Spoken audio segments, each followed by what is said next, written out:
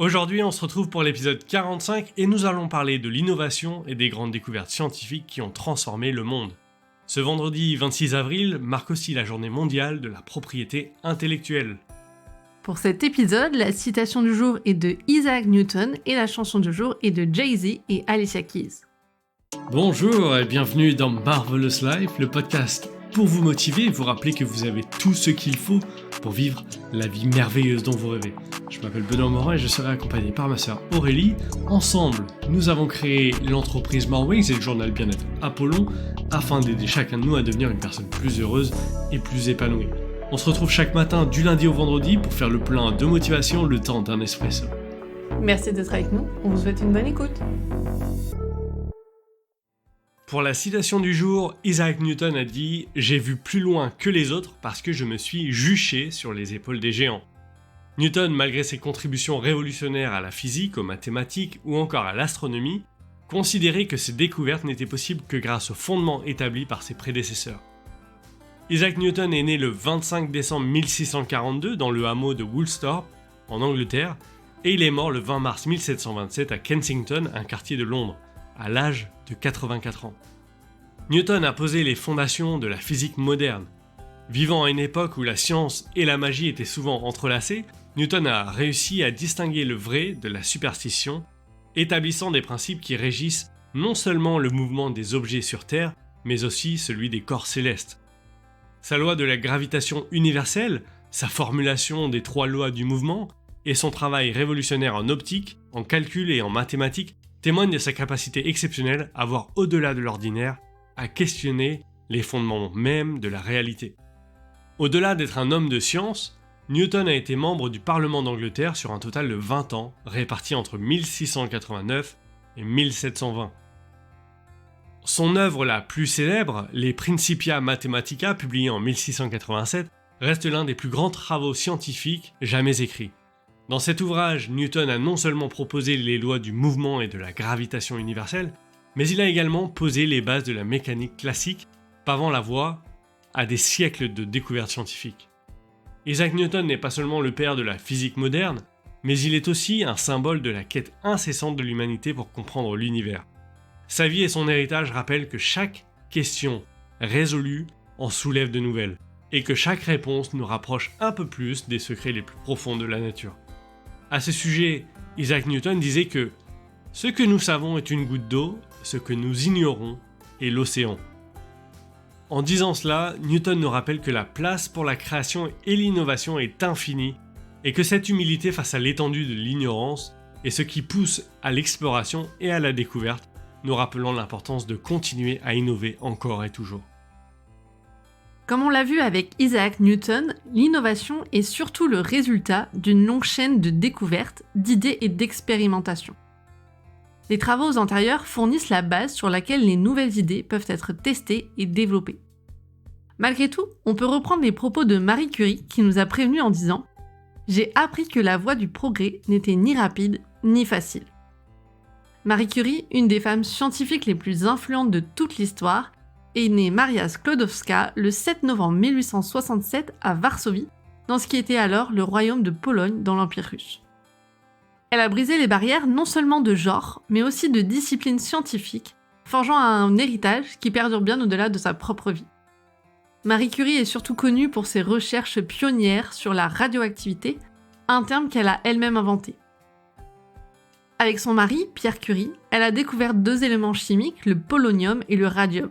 Sa détermination inébranlable à poursuivre ses recherches, même dans des conditions difficiles, témoigne d'une passion et d'une curiosité insatiable pour les secrets de la nature. Marie Curie est devenue la première femme à recevoir un prix Nobel et reste à ce jour la seule personne à avoir été récompensée dans 2 disciplines scientifiques différentes. La physique, en 1903, un prix qu'elle a partagé avec son mari Pierre Curie et aussi avec Henri Becquerel, pour leur recherche sur les radiations, et le prix Nobel de la chimie qu'elle a reçu en 1911 pour ses travaux sur le polonium et le radium. Pendant la Première Guerre mondiale, Marie a développé des voitures équipées d'unités mobiles de radiologie qui ont permis de réaliser des radiographies sur le front de guerre, sauvant ainsi d'innombrables vies. Après la sortie de sa biographie par sa fille Eve en 1938, 18 de ses voitures ont été surnommées les Petites Curie.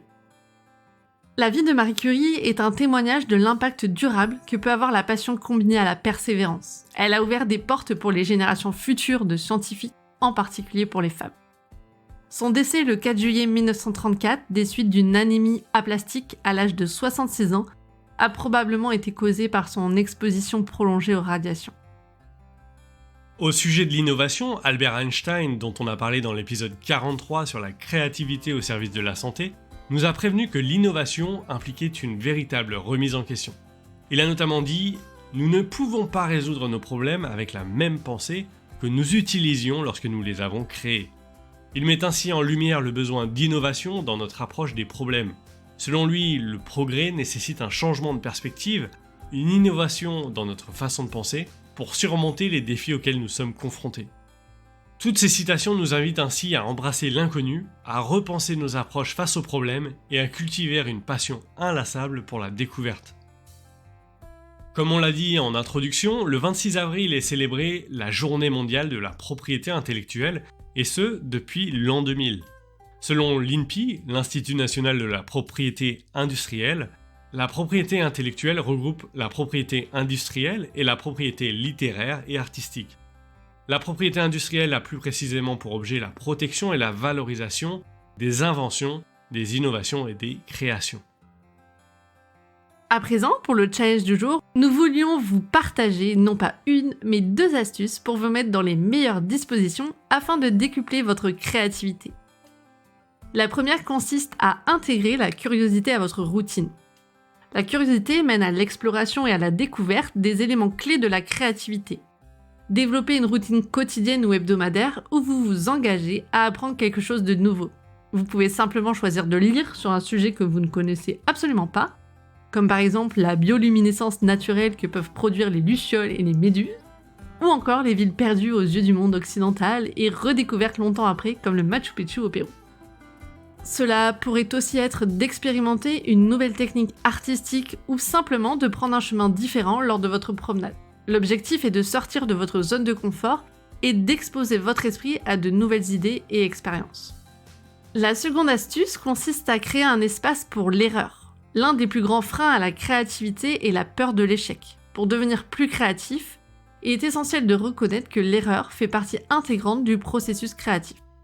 Thomas Edison, concepteur de l'ampoule à incandescence capable de produire une électricité pendant plus de 14 heures, qu'il a breveté le 22 octobre 1879 et dont on a parlé dans les épisodes 12, 37 et 39, a notamment dit au sujet de l'erreur « Je n'ai pas échoué, j'ai simplement trouvé 10 000 solutions qui ne fonctionnent pas ». Comme Thomas Edison, vous pouvez créer un laboratoire mental ou physique dans lequel l'expérimentation est encouragée pour se rapprocher de la découverte quelle qu'elle soit.